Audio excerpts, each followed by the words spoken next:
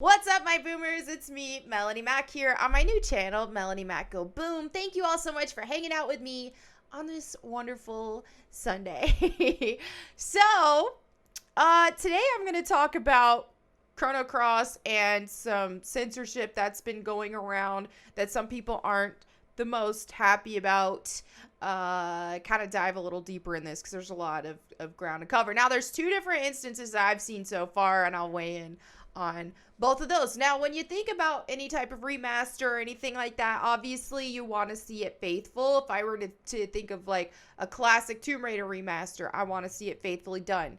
But I do think there are certain instances where some things are kind of understandable. For the most part, no. But let me explain here as I continue. Well, first, let's start with the first case here. This remake was a text censorship. Now, that's where I definitely seem to have more issue. But look at the original here on the bottom. That says, could you, like, break her in a little? You know, make her act a little more ladylike. And then this is the newer version, which they had censored and said, could you, like, make her be a little nicer to me? Now, this, I think, is stupid. They should have went ahead and let the original still happen. Because I don't see an issue with it. What is wrong with wanting a woman to act more ladylike, first of all? Now, not every woman wants to act ladylike. And if they don't want to, that's their prerogative. But I don't see why the need was to do that. This character in particular wanted to see her act more ladylike. Big whoop. Who cares? All right, so what's funny about it, though, is the people that they're censoring this for, which would be like more of the wokies and stuff, they also made her whiter. So it's like, are they really trying to make everybody mad here? They're trying to make the original fans mad by changing the words, but then they make the character whiter. So I don't even see how the wokies are going to be happy about this. Oh, man. So yeah, in this case, I think absolutely you should not. Now, there is another situation here of some censorship that has gone on. Now, this is the original model and the updated one. You got the panty shot, and they have been changed into bloomers. But in this case, the character is a 9-year-old, so I'm not really mad at it, like... And yeah, I think when it comes to any type of like anime style and stuff, sometimes this kind of gets conflated with other characters when I think it's a bit different. If you have a character that is supposedly canon 15, but she looks like she's 30, then that doesn't bother me as much because it's just like, oh, they threw a number on her age when quite clearly she looks like a 30-plus-year-old woman. You know, that's a lot different. But here's a case of a 9-year-old that looks like a 9-year-old. I'm not pressed that the underwear is more covering. I mean, it's a 9-year-old character. Now, some people are because they want everything to be perfectly accurate. But I don't know, man. Let me know what y'all think, but I don't know. I ain't mad at it. And I think the closest thing I can think of is y'all know I'm like a massive Tomb Raider fan. So, classic Tomb Raider especially. So, if they were to remaster the classic Tomb Raiders, I don't want to see censorship for the most part, but I can think of one exception that I would not be mad at it. And that is a scene in Tomb Raider Chronicles where 16-year-old Lara is changing. And she's about to start changing her outfit. She raises her shirt up, and they even show, like, some slight underboob, right? In that situation, if they wanted to censor that scene, I wouldn't be mad at it because she was 16 years old. And I remember at the time, I thought it was, okay, wait a minute. Why are they doing this? That's the only thing I can think of with classic Tomb Raider where I ever had an issue with anything regarding any type of sexualization of Lara Croft. It's funny because even adult Lara, we don't see underboob or anything like that. So it's so weird that it happened with teenage Lara in that situation. So no, I wouldn't mind the censorship. But let me go ahead and apparently this is from 4chan. But they didn't censor it after all. They only censored it on the new models, not the classic models. So you still get the same thing, which I don't know. I just have mixed feelings on it. Like, I don't mind that even if they did on classic mode, just because the character is 9. But I mean, I don't find this particularly sexualized. I don't necessarily think it's in good taste to have upskirt shots of 9-year-olds, but you know, I don't know, dude. This feels a little uncomfortable. I'm not gonna lie. But yeah, some people were really... That's the only tough thing, though, is it's just like, I'd prefer to... If I were a big Chrono Cross fan, I'd prefer classic mode over new models in general. But in this case, yeah, it's just kind of like, oh, okay, well, you know. I don't know. But some of the comments, like, you do have comments saying... that, okay, well, she's 9-years old, what's the big deal? And everyone says, well, she's not real, she's not real, she's not real. And that's always the rebuttal there, is, she's not real, though, she's not real. And in cases of, this is a gray area thing when it comes to any type of lolly type stuff. Y'all don't know what lolly is. That's like anime that has characters that look like they are children. And they are sexualized. So there have been some situations. I know there is one anime. I can't remember what it's called, but it's actually about a boy. And they just throw an older age on him. They kind of do the opposite. Well, like what anime typically does is they'll say a character is like 15, guy or girl, and they'll look 30 plus. Like they look like freaking full grown men and women. And so sometimes you can develop an anime crush on a character who they throw an age on that is not appropriate for what they look like, you know? But this is kind of the opposite that I've also seen happen, to where they say, oh, okay, and this one was about a boy. I don't remember what it was called. I just kind of stumbled on it. I watched one episode and was very disturbed and didn't watch anymore. But the boy character was supposedly an adult. They threw an adult age on him, but he was drawn to look like a child. I'm telling you, he didn't even look like he was a teenager. It looked like a child. And so he had a relationship with another dude in the anime, but the other dude in the anime was like this big, brawny, manly looking guy. So it was very disturbing, I will say. And I think in situations like that, or you look at lollies in some situations where they are drawn to look like children, that is disturbing. And I do think that's messed up. But, there's some situations where people go overboard with it. Like, there's this one anime girl, I can't remember her name, but the internet does really like her. She's got, like, this short pixie haircut, and she's a short character. She's, like, 5 foot tall, but she's got, like, these massive boobs that are, like, huge. And some people hate it because they say she looks like a child. Well, in that situation, I disagree. Like, clearly, they gave her the body of a woman. She just happens to be short, and there's plenty of adult women who are 5 foot tall. So, in that case, I think people are being ridiculous. The only time where I think, okay, this is kind of creepy, this is kind of disgusting, is when these characters are drawn to look like children, and they are intentionally sexualized. When they are drawn to look very much intentionally like little children.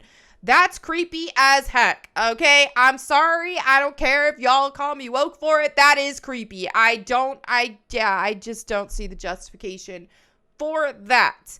But typically, I don't see that in anime or anything like that for the most part. That's more in some, that's more of a niche thing that, in my opinion, some creepos are into. That's where I stand on that. But yeah, in this situation, I don't think this is the worst thing in the world. But I also wouldn't be against that. Now, this is where I feel where censorship is the real issue. Is when you're changing a dialogue over something that's not even a big deal. Okay, so that's a different story. But anyway, that said, let me go ahead and read some recent comments from some of my recent videos. Irritating Truth. This was regarding Tomb Raider. It says, don't buy the game day one, and this fixes this mess pretty quickly when they try to throw woke stuff in it or whatever. Unless the publishers find a way to make a game free without using manpower, women power, people power, whatever. This is where I'm at now, to where I feel like if Tomb Raider is not, if it has not progressed in a way that I hope to see it and embrace its roots, and if they continue to go along the path of demonizing classic Lara for her aesthetic, for her personality, for being a powerful yet sexy woman, and demonizing her for that, and throw all this woke stuff and pandering stuff, and to continue to change so drastically my favorite character to ever exist, then I won't be buying anymore, and I won't be streaming, and I won't be promoting in any capacity. That's just where I'm at, because it's like, I'm tired of giving Crystal Dynamics the benefit of the doubt all the time and hoping that they will embrace our classic Lara. They still continue to bash her, and that's just where I'm at. JJ Sinner says, what is this weird obsession with Lara being ordinary? She isn't an ordinary woman who should never settle down for an ordinary life. It's the worst thing they could do with her character.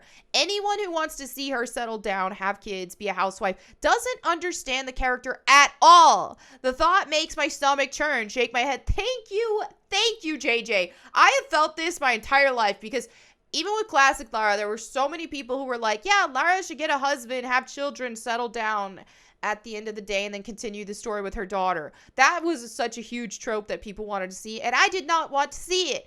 Lara Croft is not an ordinary woman. She was never created to be an ordinary woman, so making her settle down at any capacity just goes against her character.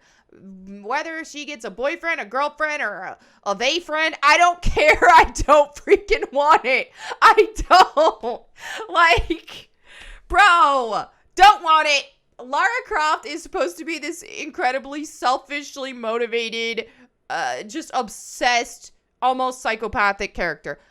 That's just how it is. There's nothing ordinary about her, and I don't want to see it. She's unattainable, period. Keep her that way. Adam says, and this is also how I feel about her with friendships too. That's why I don't like to see her with a bunch of buddies and all that kind of stuff. She's an unattainable character. You cannot keep her interest. You cannot hold her interest. You cannot hold her company. Okay? Nobody is deserving. She's on another level. Adam says, don't get discouraged. People are behind you. As you know, there will always be haters. Just like you said, there aren't many out here who are brave enough to speak the truth. Make no mistake, you are speaking truth. In these times we're in, what seems to be dark times, I do believe you are blessed, and God bless. Thank you, Adam. This just, comments like this, they help keep me going. Like, you have no freaking idea. So thank you. Darth Lord says, honestly, I prefer an asexual Lara. It would make far more sense for what we've seen from her so far. Giving her any kind of love interest wouldn't really be that complimentary to her character. I agree. I've always agreed. That's why I've tuned out from even like the Top Cow comics, as great as they were for the most part. Like, giving her like a romantic interest with Chase and all that kind of stuff. Didn't like it. Changing her backstory too, to where she actually, they changed her backstory to where she wanted to get married and all that kind of stuff to the Earl of Farrington, and that it just didn't happen. He died in the plane crash, which is not canon, and I never liked it. I don't like them trying to humanize Lara. Lara is just not that. Plum Raider says, no girlfriend, no boyfriend either. I don't want that crap in my games. Exactly. Thank you. Omega says, a strong person validates themselves. A weak person requires media in order to be validated. The single commonality that I've noticed from the woke crowd is their inherent weakness. 1,000% agree. The thing is with the woke crowd is they're so insecure that they need to have the media validate them as human beings constantly. And they need to have other characters who aren't like them transformed to try to validate them, or they can't handle other opinions differing from theirs at any capacity. You don't like a movie they like, they will shut down. Oh, but this toxic positivity. Oh, if you can't say something nice, don't say it at all. Dude, you should be comfortable enough in yourself in the things that you like that you can handle people not liking it. Caleb says, Lara will always remain a mystery to me, and that's how I like it. But please don't give Lara a love interest. Let's just get back to raiding tombs. Exactly. Put the focus on raiding tombs. The moment they focus on Lara's personal life in the stories, which started with Legend, That's when things went downhill. And what I really liked about classic Tomb Raider is Lara's personal life was a mystery. They had it outlined a lot in her bio and things like that, but when you played the games, Lara's personal life wasn't brought into it. First of all, because Lara didn't really have much of a personal life. What we saw with her thirst for adventure, that was her personal life. That was her obsession. She didn't have a bunch of buddies to go home to. She didn't have a partner to come home to. She didn't have any of that because she was so obsessed with her life of adventure. That was her life. And so giving Lara this dramatic personal life just completely goes against the fundamentals of her character. CJ says, as a gay person, I don't want Lara to be a lesbian, and the reasons for why this writer wants Lara to be queer are completely selfish and stupid. I don't think of relationships when I think of Lara. No romance whatsoever, please. I am okay with people shipping and fan fiction. That's totally fine, and that's where it should stay at. I agree. The Slithering Peanut says, she's not. I thought they confirmed it with the reboot. Wait, you want Lara Croft to be a narcissist, a deranged, self-loving psychopath? Okay. No, they did not confirm Lara's sexuality with the reboot, first of all. And second of all, yes, I do want Lara Croft to be, I guess you could say, a narcissist or a self-loving psychopath. That's exactly what I want, because that's what she was created to be. Like, maybe not that extreme, but she was very selfishly driven. She did what she wanted. That's that. Anybody that got in her way suffered for it. Classic Lara, let's set the record straight right now. Classic Lara was not a model human being. She was not somebody that you should try to be like. She was never created to be a hero or to be a good person. Never was. Okay? And I think they should keep it that way. She wasn't a villain, but she was a very selfish person. And that's that. Her life, she lived completely for herself. Is that any person that you should you try to be that way? Or should you try to be with somebody like that in real life? No. But Lara Croft isn't somebody that isn't some amazing person. Like, she wasn't. I mean, she was inspiring in her strengths and stuff, but hey, dude, was she a moral person? Not really. She's like a chaotic neutral, dude. Keep her that way. That's the thing. Stop making every character have to be a hero. I'm over it. All right, let's go ahead and go to the verse of the day. Today, I picked James 1:17. It says, every good and perfect gift is from above, coming down from the Father of lights, with whom there is no variation or shadow due to change. So that's one thing that's good to know in our lives, man. There is a constant, and that's God will not change. And that's great. It's great to know. And here's the thing is, every good and every perfect gift is from God. And so I think it's good that we have a grateful heart whenever good things happen. And I think also to add to that is that there's some things that seem bad in our lives but aren't. Sometimes things that seem like are terrible are actually a blessing in disguise. So you just have to, perspective is everything. And yeah, this just helps. It helps me in my life. And I know that my faith has just plays such a massive role in my life. And I know that no matter what goes on in my life, I'm like, hey, this is all part of God's plan. Keep on trucking. And that helps. So I hope this helps inspire somebody today. But thank you all so much again for hanging out with me today. I hope you enjoyed this video, and I can't wait to see your comments and what you think. So have a wonderful day. I'll see you next time. And until then, go boom.